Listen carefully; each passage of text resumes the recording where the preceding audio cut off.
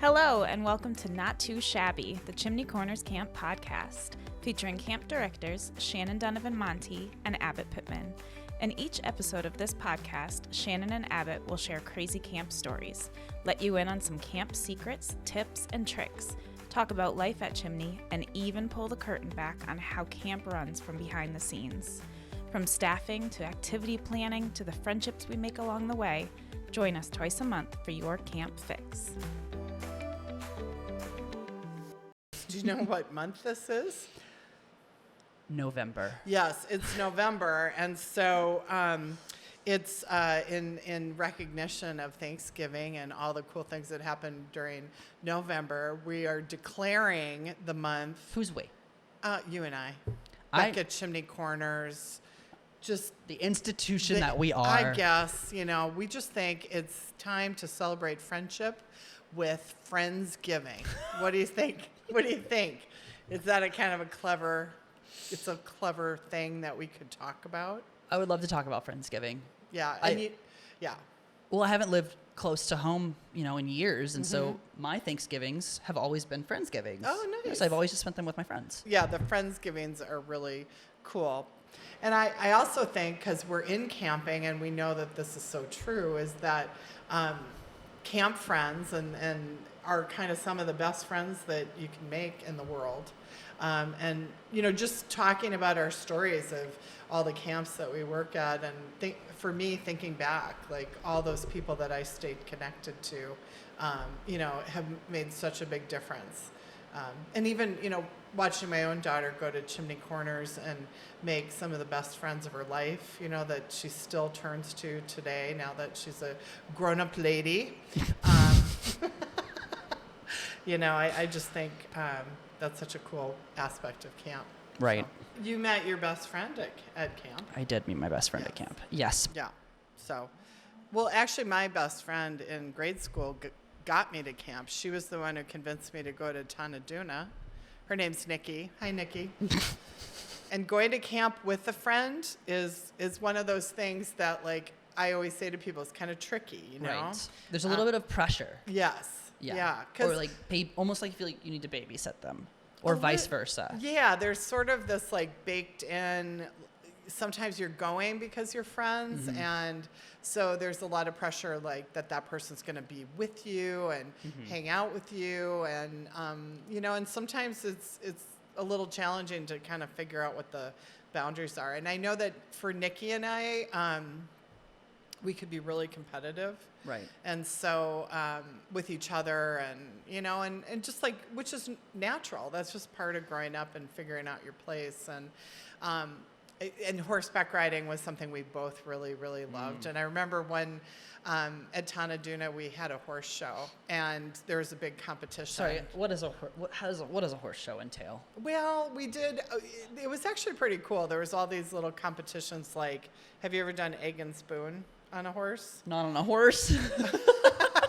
So you put an egg in a spoon, and you can hold it until they say go, and then you pull your thumb back and you ride around the ring, and you turn, and then people get eliminated as they drop their eggs, and they just have you do increasingly more difficult things until there's just one person left with the egg on their spoon. Wow. Okay. Yeah.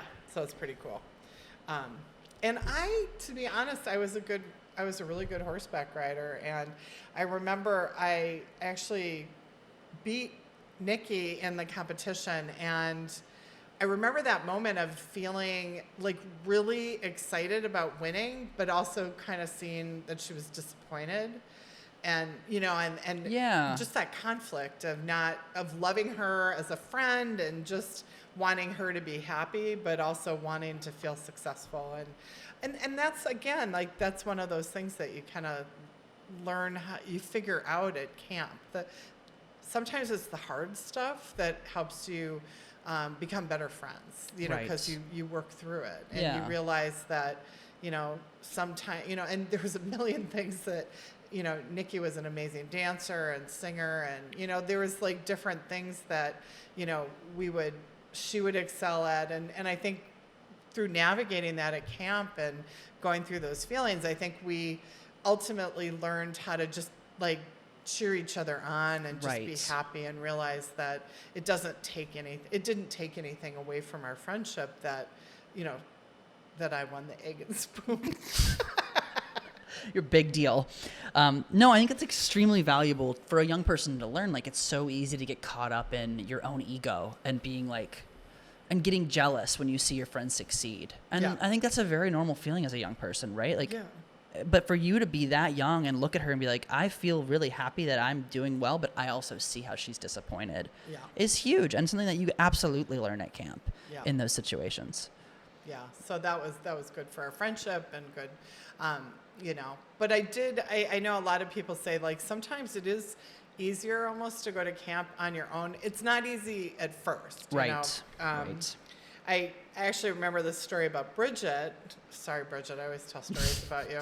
And it was her last year at camp.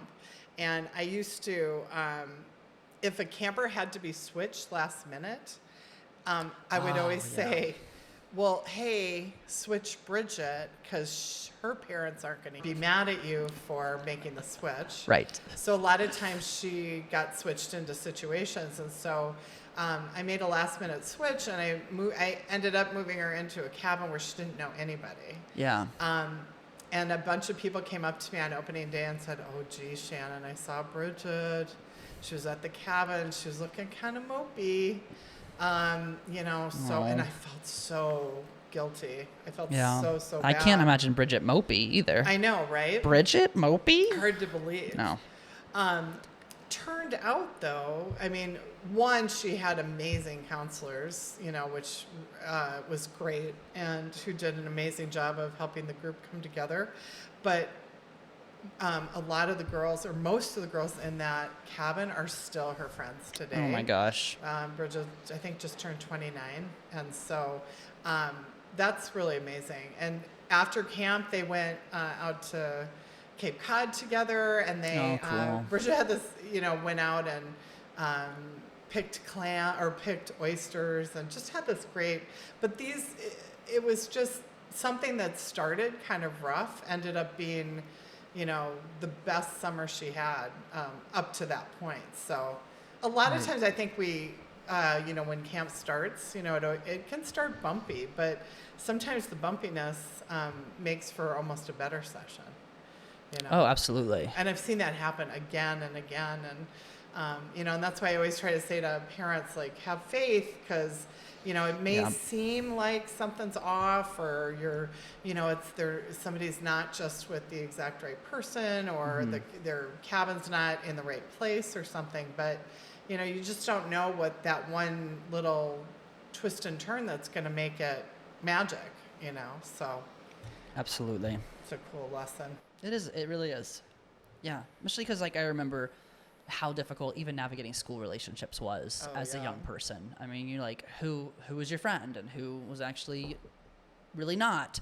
And I just feel like at camp, it's, maybe because it's so short, it's kind of ethereal, if you will. It's like 4 weeks or 2 weeks. Those sorts of things don't really feel like they happen. Do you think that there might be a specific reason for that at camp? Do you think it might be the culture at camp, or? Yeah. Well, I think it's culture. Sure. And I think it's also because you are in it, and you have to make what's in front of you work. You don't get to go home. You don't go home at the end of the day and talk to your parents, or go talk to another friend. Like you work things out. And so I think, and it's intense, like, right. Intense. It's in cabins. Do you get it? It's in cabins. Some camps, not ours. But that intensity and that, like, not running away, that, just hanging in there with people. I think that's one of the greatest gifts that we can give to each other is, hanging in there, not walking away, not just blowing somebody off because it gets hard, and I think that's what camp helps us do.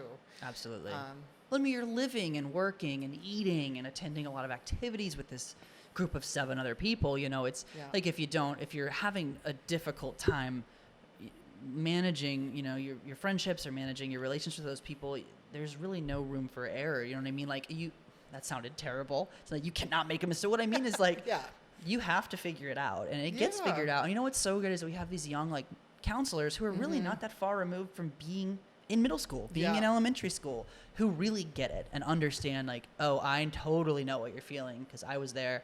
Let me walk you through this. And I think that helps a lot. Oh, so much. And I think they help you keep your perspective, Right. you know, because I think there's a time in your life where your friendships are so important, but, you know, so it's so scary to be in a conflict with a friend, or, you know, have a friend be disappointed in us. I can remember, I mean, literally being terrified, you know, that a friend was going to abandon me when I was that age. And I think counselors who, they've been through it a few times. Right. And they know that it's going to get better, that it's going to work out, or, you know, that things will get easier. And I think that is really reassuring.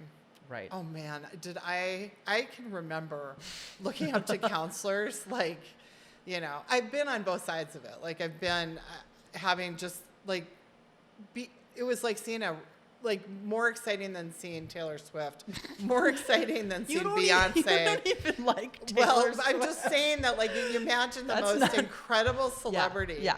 If I saw a camp staff that I mean, it was more than that to me. Yes. You know, I remember one time walking downstairs, and these two staff from our family camp had stopped by our house, and were sitting in my living room. Oh my gosh. And I thought that I was going to explode. It was like almost too much to handle. Did you play it cool, or were you like Probably sometimes, not. sometimes I find when we do these like home visits and we get the opportunity to see campers outside of our natural environment, which is camp, it feels kind of weird for a second. You're like, wait, what? Yeah. And like, you don't really know how to respond. We warm up eventually and it's all fine and it feels just like we're at camp, but it's always like kind of weird, just like, huh? Yes. Right. It's out of context. And Right. It's just, but it's a funny thing. I mean, I can remember feeling like being that young superstar staff person, like, you know, I bet you were everyone's favorite. Well, counselor. it was, I think, partly because I was the riding director. It was high profile. Oh, was it? You know, it's back in the day? like waterfront back in the day. Apparently, we hear that some kids hate that. Yeah, some expression. kids don't like to hear back in the day. Back But you in know the what? day. In 20 years, when they're saying it, Yeah. they'll understand. Yes, and then we'll be there laughing. And that's laughing on perspective. and laughing. Laughing. So you were a big deal and everyone's favorite because you were the ranch director. Yeah. Very cool. They call me Shanna Gator. I don't know why. I don't understand that at all. I don't either. Shannon Gator? Shanna Gator. And then it got shortened to Gator, and I don't know. I don't Well, you know know I'm a big why. Gators fan. Big No. Gators fan. Over here. Oh. Go See, Gators. it would have made more sense for you because there was no such thing. No, there wasn't. I have no doubt that you were everyone's favorite counselor. I have to admit, I was also that young counselor. I mean, to be honest, I think you're still that kind of rock star, but I can totally see that. I can totally see that, you know, because you bring the fun. You bring the fun, Abby. There is definitely something to be said for like having, you know, I'm 32, you're 94, and so we're so far removed from like 18, 19, like from our counselors' ages, and it's like as much as we have all of, you know, this life experience and careers, and like, man, being relatable and understanding like kids, there's no better person than an 18 or 19-year-old. No, you know? not at all. There really isn't. Like, and Nothing that's better. why when I was 18 and like being a camp counselor, like it was just, I had so much energy and I was just like, I understood kids, and like, Yeah. not to say that I don't, I feel like I still do, but it's definitely different. Yeah, So. and they're so impactful, and I'm also just impressed at how, at a very young age, how wise they are, and True. and just and caring, and I've had counselors say and do things that I never in a million years would have thought to do. That I remember having a counselor make this amazing breakthrough with a cabin. I mean, I had lost all hope, and this counselor sat the group down and just helped them talk, created space. It's like miracle, magic. It's so impressive, and it's such an honor to be with all these amazing young people who, and just to think, you know, today it seems like, you know how the whole thing you were saying about your mom telling you to go get a job. I mean, people don't get jobs as much Right. anymore as young people. And so not only are we surrounded by these young people that work all summer for the, and they work for the kids, and they boy, do they work long hours, and they, Oh my gosh. and they miss out on stuff at home, and, but their dedication and their just is so appreciated and just so impressive, It really is, and I want to pull the curtain back a little bit, because I think that's, campers get really wrapped up in being with their cabin and their counselor and maybe their favorite program staff, maybe the waterfront director, that we sometimes don't realize like how tight knit the staff is here. And we were talking about friends at camp, and it's a big reason, in addition to wanting to impact the lives of young people, is that these counselors come back because not one, this is home for them. They've been going to Chimney for years, and because their friends are here, and like there's just an incredible bond between these camp people who went to camp together. We're in like Calypso, their starter year together. Yeah. I mean, it's an incredible thing to see. And these aide siblings, they're spending a whole summer together. It's an unbreakable bond. I mean, your daughter was an aide, is that right? Yeah. Well, and my own life experience and watching folks be aides, be counselors, the skills that they develop at such a young age, I think pay off so long term. In a big way. Because it's unusual to be that young and be given as much responsibility. If you think about it, you're needing to motivate 8 young people. 8 very different young people.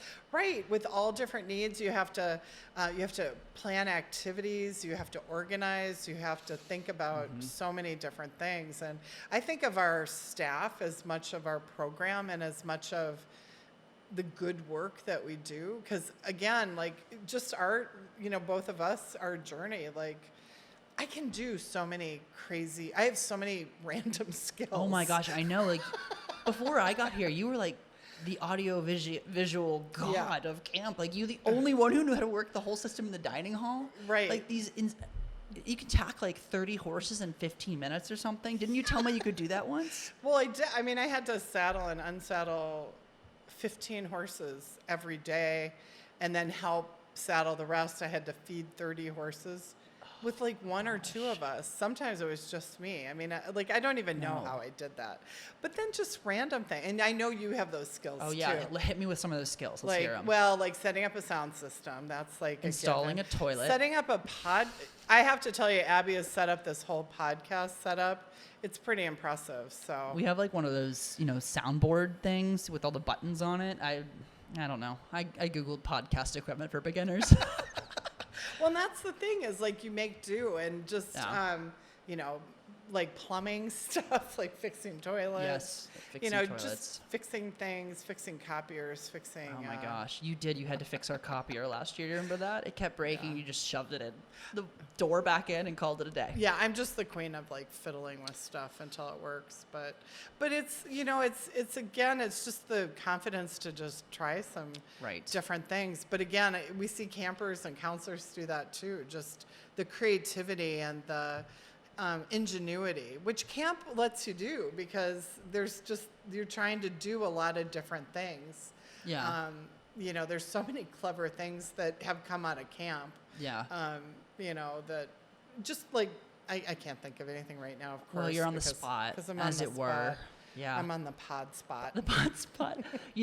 This has me like thinking about, we're Friendsgiving, but also just this season of being thankful. And I think that really like translates into all the things that we can be thankful for, what camp gives us. Like you're talking about these wild skills that you have. Yes. Like I can build a deck and install a toilet because Immokalee, there were 3 staff and that's what we were doing. Wow. 3 staff, 200 kids. Well, okay, that's not fair. We had like 10 counseling staff, but still, 3 year-round staff for that entire camp, and we were building decks in the off season.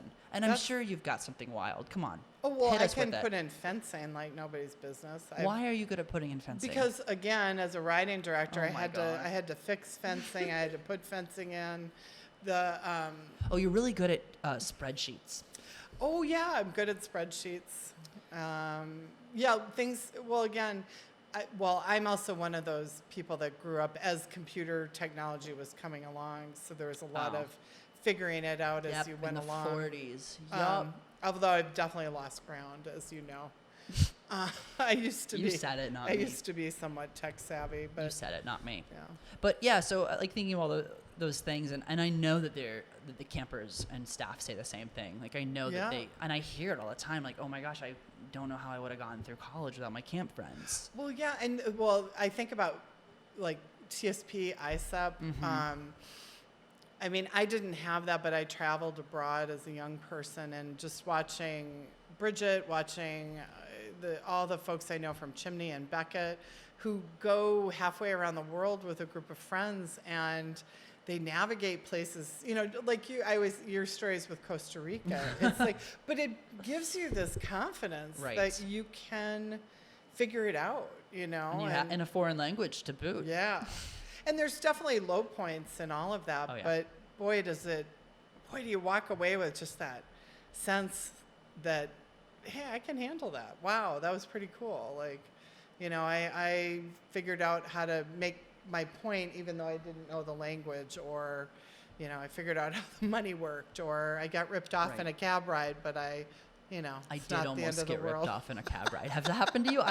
I handed him a US dollars 20 in Costa Rica. Yes. And it doesn't translate. It translates differently in the Costa Rican money, but it's very similar. In the colones is what they're called. And he tried to give me back change that was incorrect. And I said, no, are you sure? I said it in Spanish, though. ¿Estás seguro? So, which he knew you were serious. He was like, oh, wow, I am not sure. So he gave me my money, my correct money, but he did try. It's so funny. Mick and I got in a cab in New York City years ago and said, take us to, 45th and 76th or something. And the cab driver looked at us and okay. And we drove and drove and drove and drove. And then he dropped us off, which was equivalent to 2 blocks away from where we were. Oh my gosh. But he totally knew that we did not know where we were, and that we were like now, but again, now I know. Now I can navigate New York City, and it's I'm a lot smarter than I was. But you have a cell phone now, and I have a cell helps phone. A little bit. It does help a lot. I know, that's crazy. And it's what's crazy is the fact that our kids come for a month and they completely cell phone free. Yeah, no cell phone. I wish I had that strength. Yeah, which I think, honestly, I mean, don't you notice a difference, like, as days go by? Oh, yeah. Just how happy people are and how more engaged and not so bleh, No, it's a huge difference. I mean, as somebody who's on their phone all the time, and unfortunately on my phone, I'll admit it, not to break the illusion, everybody, but Shannon and I do have our phones. I can't speak to the counselors, but they have their pigeons. They're carrier pigeons, but we do have our phones, and I mean we don't get to be without our phones. Like we have to call the infirmary, we have to call admin. Like there's a million reasons why we need to make these phone calls. Check the weather. We check the weather a lot. Shannon and I can be found staring at the same weather app during a thunderstorm, just like stare. And I literally just got a notification for a special weather statement. Oh my gosh. Which there's absolutely no reason why you and I should both be looking at the same weather app while it's storming outside, but our eyes are glued to it. But anyway, we don't get that luxury of getting away from our phones. It'd be really great, but you're right. Watching the kids and the campers and the staff just blossom in a space where they have to have human communication that's not over a keyboard. Yes. It's amazing. I think it's really funny when we're looking at an app and when we could just look in the sky and actually listen to the thunder. How close is the lightning? And we're looking at the app and you can see the lightning. Lightning is flashing against our screen. But I don't see it on the screen. Yeah, but it's right there in the sky. Oh no, we're a mess when it comes to weather. Your kids are safe. Yes. Well, they're extra safe because we're monitoring at both IRL and on multiple apps. But that's all the fun of camp. So. Thank you again for tuning in to Not Too Shabby. As always, if you have any recommendations for things we should talk about or stories that Shannon should tell, you can reach us on Instagram, via email, or on the phone. To get all of that information, go to bccymca.org. That's BCC as in Beckett Chimney Corners, YMCA.org. chimneycorners.org. I also want to give a special shout out to Emily Gunn, who is Chimney's office manager during the summer and works here full time at admin during the rest of the year, who recorded that intro for us, sitting in my office alone with the microphone. So thank you, Emily Gunn. Hopefully you listen to this. She also came up with the idea to call this podcast Not Too Shabby, independently of me and Shannon. So thanks, Emily. Hope you're listening. And for the rest of y'all, we look forward to talking soon. Bye.